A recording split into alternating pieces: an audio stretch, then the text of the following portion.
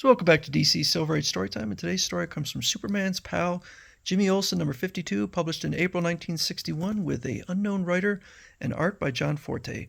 One day, the Daily Planet's ace young newshawk, Jimmy Olsen, gets a mechanical duplicate of himself. Does he use this robot to give the impression that Jimmy is a powerful, courageous fellow, possessed of great strength and steel nerves? No, strangely enough, he deliberately uses the robot for exactly the opposite purpose. Surprising? You bet. But this is only one of the many amazing twists in this startling story of the perils of Jimmy Olsen. I'll make the robot impersonating me act afraid. The world must be led to believe I'm a coward.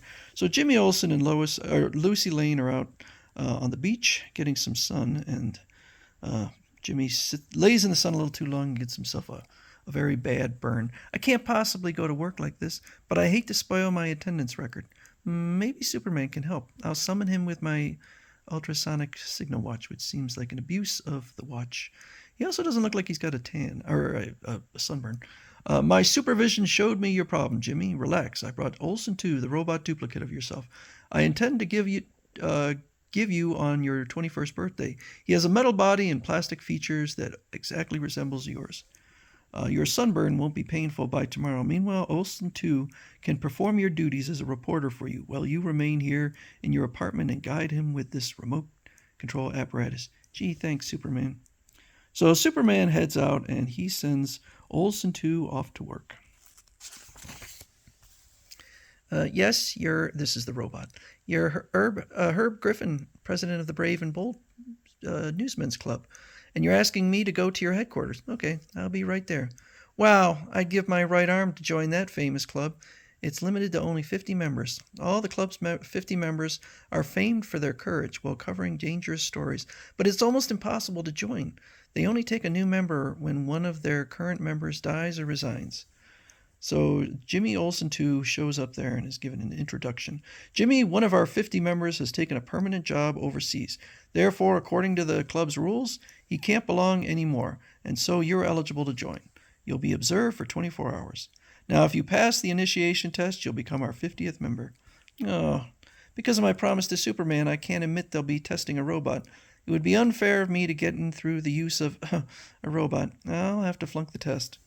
So Jimmy 2 is walking along when suddenly a guy in a beard threatens him. Psst, give me that Superman signal watch, Jimmy Olsen, or else you're going to pay for writing those anti-crime articles that ruined my racket. Meanwhile, the real Jimmy Olsen thinks it's just part of the test for the Brave and Bold Newsmen's Club and tells Jimmy 2, to act afraid. Help, police! Ha! That motorcycle is drowning out your yells. Squirm, Olsen. Squirm before I plug you. So Jimmy goes running off and he follows after him, but trips over his own enormous beard.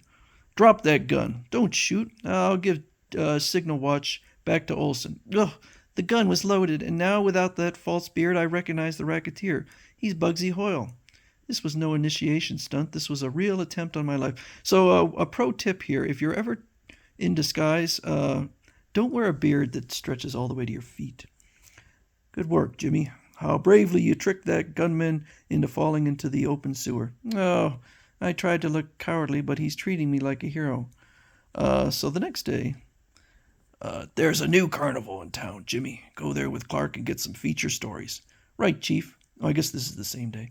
The robot is impersonating Jimmy perfectly, and he's smart enough not to betray the fact that I'm secretly Superman, something that even Jimmy doesn't know. So they split up at the carnival, and Jimmy goes to one of those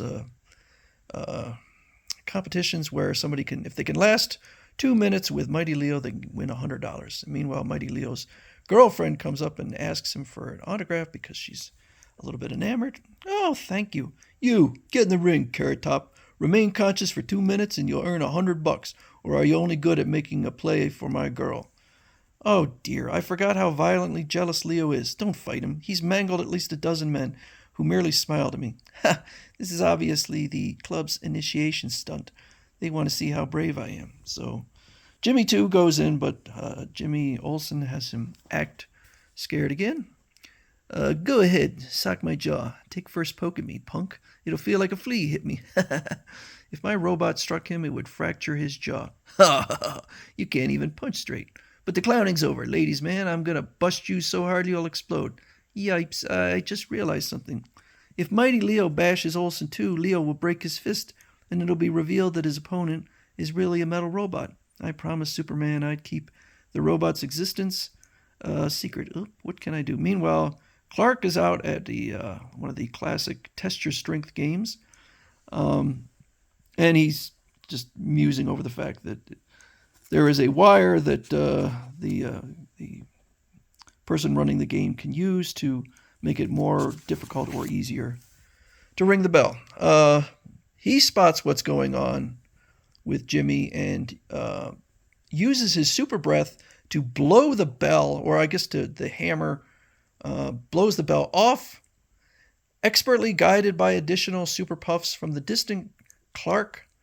The bell super streaks downward before Leo's fist can strike the Jimmy Olsen, or the Jimmy robot, and at the same instant, another puff from Clark shoves Olsen's robot against the prizefighter. Boing! And finally, Clark's super puff causes the bouncing bell to super speed off. Jeez. Behind the ring, so the bell remains unseen, causing spectators believe that Olsen knocked out Mighty Leo. You're fired, you bum. I don't think Mighty Leo will ever be the same after taking that bell to the head. The remote control robot couldn't have acted on its own, yet somehow Mighty Leo was prevented from breaking his fist on Olsen too. No matter how the robot's secret was saved, I'm thankful. So he gets his $100. But it's clearly not part of the Brave and Bold's test. So later, the robot is on war maneuvers for the U.S. Navy. This vessel is guided by remote control. Olsen, remarkable, eh? Our ship's remote control mechanism is jammed, Admiral.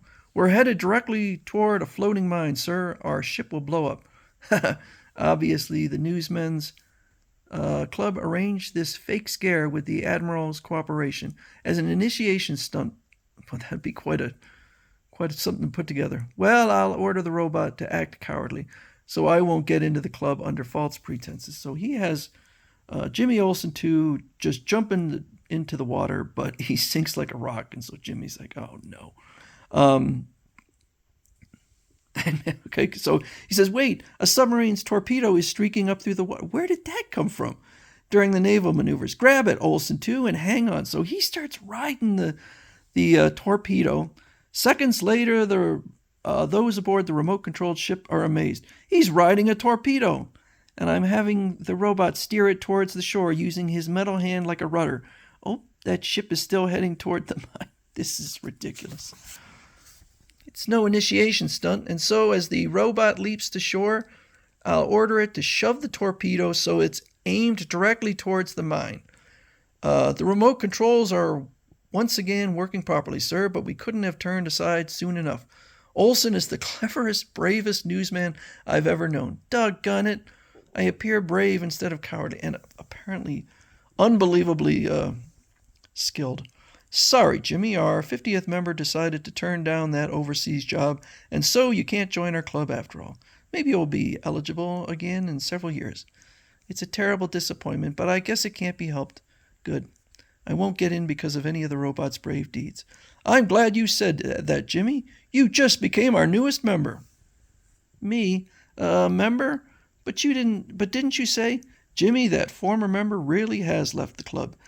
Telling you he didn't was an initiation test to learn if you're a good sport. Since you took the bad news manfully, you're in. I think it really is pretty easy to get in. Later in Jimmy's apartment, as Superman calls for his robot. I'm glad everything ended happily. I became a member of the club the way I wanted it, through my own merit, without the help of Jimmy Olsen too.